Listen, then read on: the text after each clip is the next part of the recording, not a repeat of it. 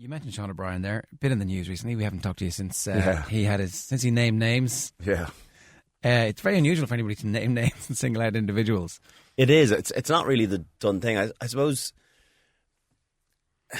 two things. I think you don't want to shy away from players and having a good level of honesty, because we give out about them being dull and offering nothing from a soundbite point of view. And I was very much part of that crew, because you represent a team and you don't want to give anyone opportunity to come back at you. So for him, his honesty in doing that, I applaud him. At the same time, what was in it from a selfish point of view? What was in it for Sean O'Brien?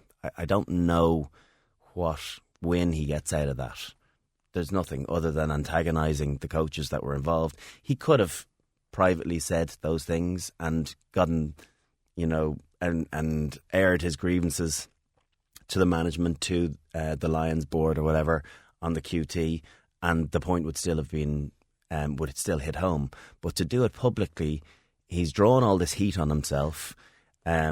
He's, now persona non grata in Wales because he's had a go at their head coach and Rob Howley. He's probably created an awkward situation anytime he bumps into either those two coaches going forward, of which will happen regularly. Yeah. So it's going to happen on the field as well. I just don't see where the win in all of that is. So why do you think he did it then? I think he did it down in the ploughing championships, didn't he? Like, I think he might have. I wonder, did he just get caught in the environment of where he was at Asher? It's just two guys having a conversation, and whether he spilled his guts out, not anticipating it to go as big as it did. I suppose the speed at which it moved is a credit to the interviewer and the station that managed to get the interview, because lots of people picked up on it immediately. And I was kind of wondering when he did this interview, having seen articles written later on that evening, and it was just off the back of the show coming out at 7:00 and off the ball, and the next thing, an hour and a half later, so the English writers were on it, and they were the Telegraph, and they were. I suppose there were strong quotes as well. It wasn't as though he sugarcoated them. He and it wasn't like coaches. It was Rob Howley. Yeah.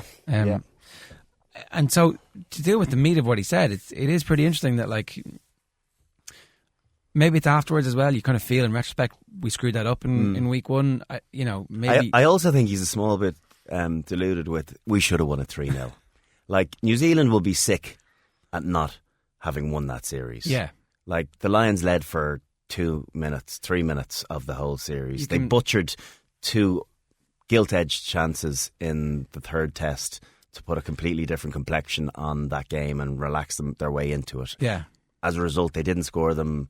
Julian Sevilla hasn't played for the All Blacks again since, and has been cast aside. You don't drop those balls in crucial games, and they tightened up. But it was very un-All Black like. It was maybe the All Blacks of 10 years ago, but not the current crop. They'd actually got it over the line. Yeah.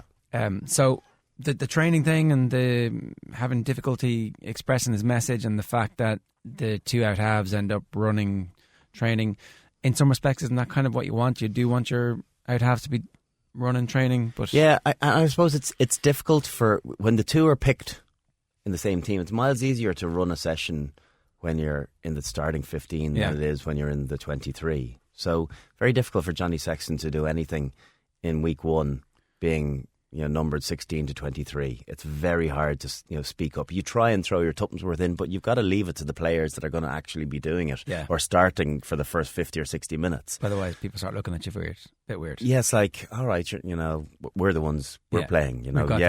We hear you, but we're going to do it this way. So it's difficult. So obviously, when you get selected and they change tack of playing himself and Farrell together, you're in a position to be able to drive it an awful lot more. Now, I wasn't privy to what was going on. I have a lot of time for Rob Howley as a coach. I was coached by him in 2009 and 2013. I think he's got some brilliant ideas. I don't know whether he struggled to verbalise what he was trying to get across or not. I wasn't involved in that. So I was a little bit surprised that that was the case. That was Sean naming him as a semi disappointment. Yeah. Because I think he's done a good job on previous Lions tours, and he's been getting a little bit of heat in the Welsh media in recent years, kind of a few question marks over too. So I suppose this won't have helped Rob Howley, but I always thought he was a good coach. The fact that Sean O'Brien is 30, he'll be 34 at the time of the next tour. Does he feel like he doesn't have a chance of going on the next Lions tour, or does he think, actually, I've got every chance of going on the Lions tour, I want to make sure it's perfect the next time? Yeah, I'd say it's definitely the latter. Yeah. I don't think he's thinking, oh no, I'm done with 2 tours. So I can start talking openly about it. No. He's thinking, that was born out of frustration that he genuinely thought they should have won the series 3-0. Even, do you know what, they had a chance of course they had a chance of winning the series. They drew it. But the reality is, it was New Zealand who were attacking at the last minute, though. Yeah, it was. And it was a really good draw for the Lions, and not a good draw for the All Blacks. That's how I would look at it. And so, can he make peace now with Gatland? I think you just have to hold your hands up. The problem is, you can make peace, all right, but when you say those things, and you can't take them. You can't take them back, because you question the individual. Why did you make them in the first place? So he's got to stand by them, and it's not nice to hear that as a coach. I'm sure, but it's the manner in which they were delivered, I think, will be frustrating, and he can try and sort that out and apologise for that, if he's spoken to Gatland or Rob Howley, and relations will be okay. But I don't think they're ever going to be great mates. I don't think there'll be Christmas cards for them. Hey. Will it be mentioned in the pre-match talk the next time Ireland play Wales? I don't know. Maybe by the players. Maybe don't you know what?